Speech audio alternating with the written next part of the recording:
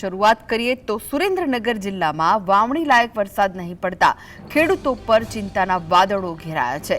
જિલ્લામાં અંદાજે 2 લાખ હેક્ટર જમીન હજુ સુધી વાવેતર વગર કોરી પડી છે, જે ખેડૂતોએ મોંઘા બિયારણ, દવા અને મજૂરી ખર્ચ કરીને કપાસ, મગફળી, એરંડા અને તલ જેવા પાકોનું વાવેતર કર્યું, તેમને પણ વરસાદના અભાવે નુકસાન જવાની ભીતિ સેવાઈ રહી છે। વરસાદની રાહ જોતા પરપ્રાંતે ખેતમજૂરો પણ હવે પોતાના વતન તરફ પરત ફરી રહ્યા છે। જિલ્લાના દરેક તાલુકામાં સરેરાશ માત્ર 2 ઇંચ જેટલો વરસાદ નોંધાતા ખેતીનું ચિત્ર ચિંતાજનક બન્યું છે। ખેડૂતો વધુ દેવામાં ન ડૂબે તે માટે સારા વરસાદની આશા રાખી રહ્યા છે।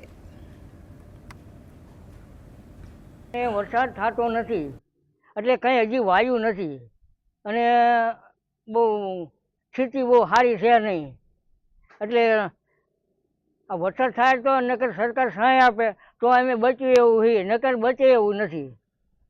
દાદા કેવી પરિસ્થિતિ છે? હાવ ખરાબ એટલે શું ભરમશો હવે તો ખાવાને વાંધા પડશે એવું લાગે છે। ખેતર કોરા પડ્યા, કોરા હુક્કા હજી વાયુ નથી।